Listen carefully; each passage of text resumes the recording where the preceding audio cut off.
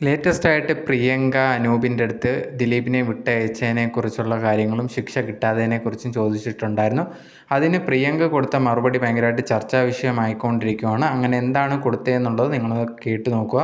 ഇപ്പൊ സോഷ്യൽ മീഡിയയിലൊക്കെ നിറഞ്ഞു നിൽക്കുന്നത് ദിലീപ് കേസാണ്. അതിൽ എന്താ നടി ആക്രമിക്കപ്പെട്ട ആ ഒരു കേസിന്റെ വിധി ഇന്ന് വന്നിട്ടുണ്ടായിരുന്നു.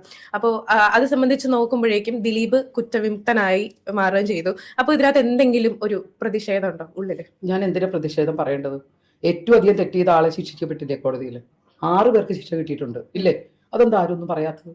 അത് പറയണ്ടേ? ശിക്ഷ കിട്ടിയെന്ന് പറയാതെ ദിലീപിനെ മാത്രം വെറുതെ വിട്ടു എന്ന് പറയാൻ എന്താ അർത്ഥമുള്ളത്?